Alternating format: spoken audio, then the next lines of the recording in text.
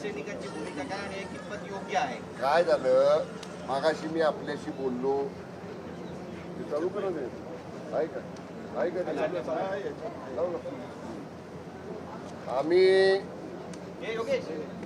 सभागृहाचं काम संपल्यानंतर तो विषय संपल्यानंतर काही माध्यमांच्या आपल्या प्रतिनिधींबरोबर बोलताना उबाटाचे विधानसभा सदस्य भास्कर जाधव याने आमच्या पक्षाचे मुख्य नेते, राज्याचे उपमुख्यमंत्री, विधान परिषद सभागृहाचे सभागृह नेते आदरणीय एकनाथजी शिंदे साहेबांच्या बद्दल काही असंसदीय शब्द वापरून लाज वाटते का आदरणीय शिंदे साहेबांना अशा पद्धतीचं त्यांनी वक्तव्य केलं, ज्याचा सर्वप्रथम आम्ही निषेध करतो.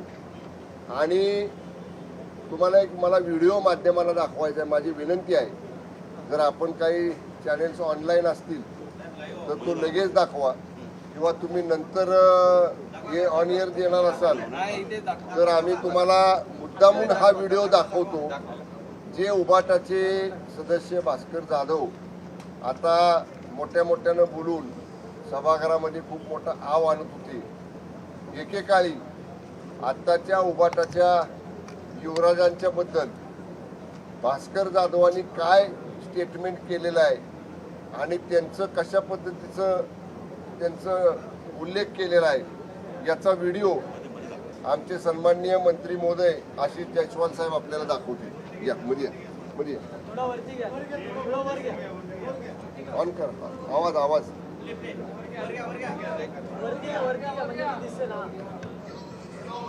आवाज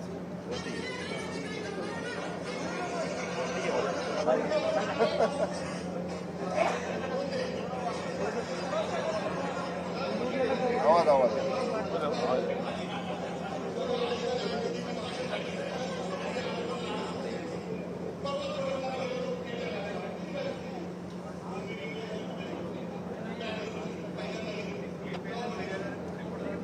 हा क्लिप देऊन टाकू, एकाला देतो, तुम्ही फॉरवर्ड करा. ही क्लिप आम्ही आपल्याला देत आहोत.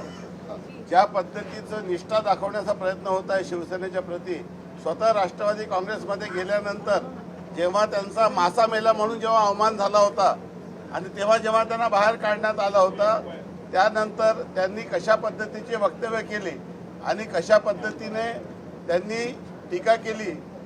त्यांनी शिवसेना हा नामर्दाचा पक्ष आहे अशा पद्धतीचं देखील एक विकृत वाक्य त्यांनी उच्चारला होता.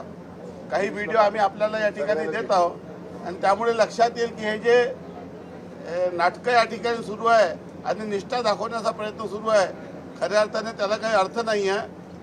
त्यांची कृती कशा पद्धतीची होती याचा व्हिडिओ आम्ही आज आपल्याला या ठिकाणी देत आहोत. आपल्याला विनंती आहे की महाराष्ट्राच्या जनतेला श्रीमान भास्कर जाधव यांनी केलेलं वक्तव्य आणि केलेली टीका ही जर आपण लोकांना दाखवली तर त्यांचं पितळ उघडं पडेल.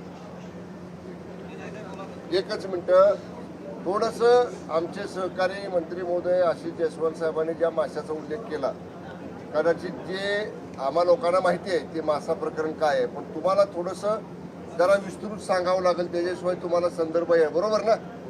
हा, त्याच्यामध्ये असा विषय आहे, मातोश्री बंगल्यामध्ये एक परमप्रिय अशा पद्धतीचा मासा त्या ठिकाणी जोपासण्यात आला होता. खरा मासा बरं का, पाण्यात राहतो तो, पाण्यात राहतो तो मासा. आपण आपल्याकडं फिश पॉन्ड असतो का नाही घरामध्ये, पाण्यामध्ये आपण मासे पाळतो, तसा एक मासा थोडासा कोणाला तरी आवड होती म्हणून तिथं पाळला होता. आणि एक दिवशी दुर्दैवानं काही कारणानं तो मासा मरण पावला.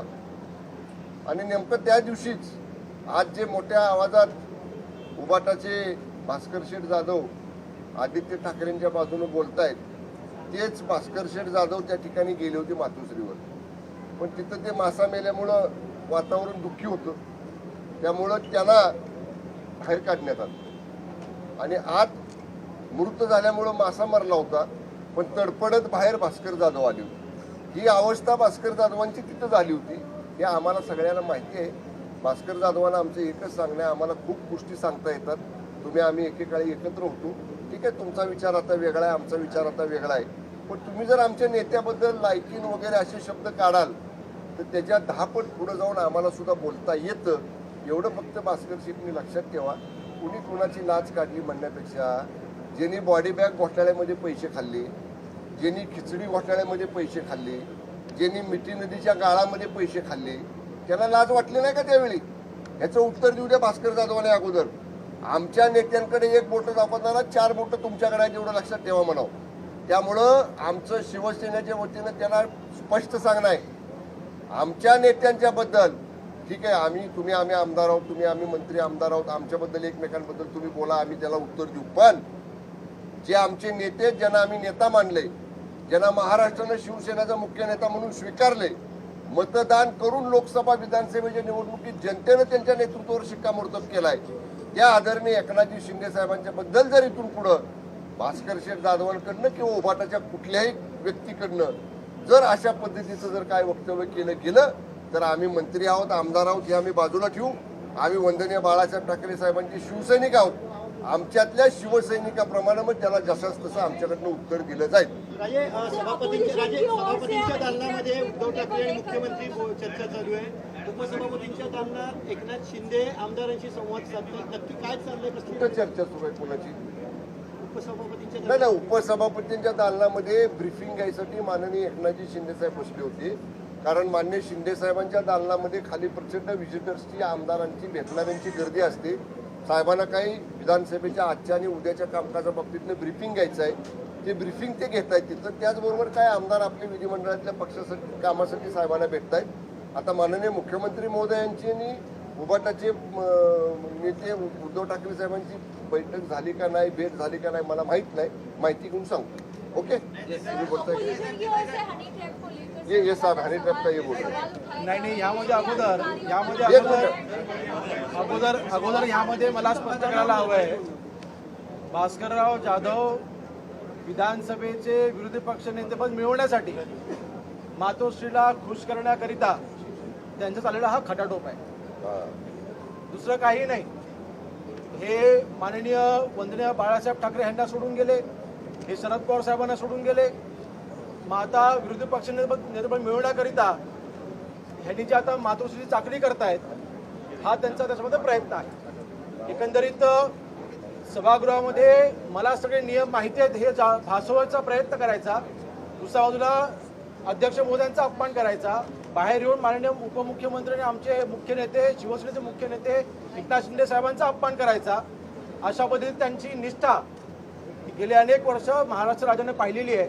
आणि म्हणून मला वाटतं ना बनतासारखी वक्तव्य करणं ह्याच्यामध्ये कुठलेही महानता नाही हे त्यांना आम्ही आपल्या माध्यमातून हे आम्ही त्यांना सांगू इच्छितो.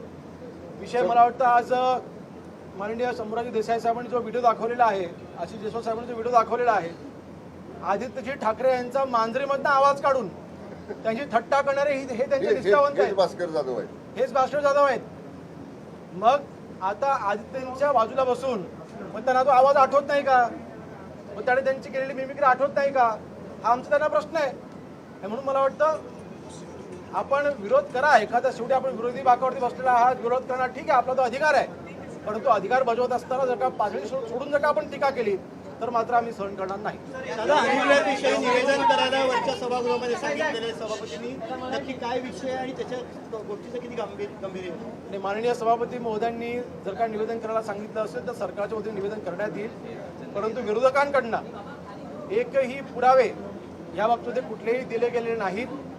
पुरावे असले त्यांनी आमच्याकडे द्यावेत, त्याच्यावरती आम्ही कारवाई नक्की करू. फक्त वातावरण तयार करायचं, एक खोटी गोष्ट महाराष्ट्र जनतेसमोर भासवून दाखवायची. मी मगाशी देखील सभागृहामध्ये सांगितलं, जी काही तक्रार नाशिक आणि ठाण्याच्या संबंधीमध्ये होती ती हनी ट्रॅपची नव्हती, एखाद्या वैयक्तिक व्यक्तीवरती केलेली तक्रार होती. त्याच्यामुळे त्यांनी दोघांनी तक्रार मागे घेतली, विषय संपला. नाना पटोलेंकडे पेनड्राईव्ह आहे आणि त्यांनी दावा केलाय की त्यामध्ये सगळे इत्तमभूत माहिती आहे, कुणाचा हनी ट्रॅप झाला. त्यांनी ती पेनड्राईव्ह सभागृहात फक्त हात वरगून दाखवली, त्यांनी पटलावर का ठेवली, किंवा अध्यक्षांकडे द्यायची, त्यांनी अध्यक्ष महोदयांकडे त्यांनी पेनड्राईव्ह द्यायची होती, त्यांनी आमच्याकडे द्यायची होती. आम्ही कारवाई करू ना, त्यांनी साहेब आम्ही कारवाई करू. त्यांनी साहेब सरकारकडे निवेदन मागितलेलं आहे, सरकारने निवेदन न दिल्यास ते माध्यमांसमोर देतील असं ते म्हटलेले आहेत. किती तथ्य आता माननीय सभापती महोदयांनी आता निवेदन देण्याकरता जर का सांगितलं असेल, कारण त्यावेळेस आम्ही सभागृहात नव्हतो, पण सांगितलं असेल तर नक्कीच सरकारकडनं निवेदन करण्यात येईल. प्रश्न असा राहिला की पुरावे जर का असतील तर तुम्ही येत का नाही शासनाकडे किंवा अध्यक्ष महोदयांकडे? फक्त निवेदनाची मागणी करताय तुम्ही. काही बातम्यांमध्ये तुम्ही ही गोष्ट ऐकली म्हणून शासनाने निवेदन करायचं असं कुठला लिखित नियम आहे? म्हणून मला वाटतं फक्त शासनाची बदनामी करण्यासाठी, सरकारची बदनामी करण्याकरता या अधिवेशनामध्ये विरोधकांना एकही मुद्द्यावरना तिथे म्हणजे आम्हाला विरोध करता आलेला नाही. या अधिवेशनामध्ये 3 आठवडे, आता उद्या शेवटचा दिवस आहे, 3 आठवड्यामध्ये विरोधकांच्याकडनं कुठल्याही आमच्या एकाही गोष्टीवरती, निर्णयावरती त्यांना आक्षेप घेता आलेला नाही. आणि म्हणून मला वाटतं विरोधकांचं अस्तित्व जे जवळपास आता 90% संपलेलं आहे, जे 10% उरले ते दाखवण्याच्या प्रयत्नामध्ये सरकारची बदनामी करून हा प्रयत्न त्यांचा चाललेला आहे. धन्यवाद. कॅबिनेट आहे, कॅबिनेट.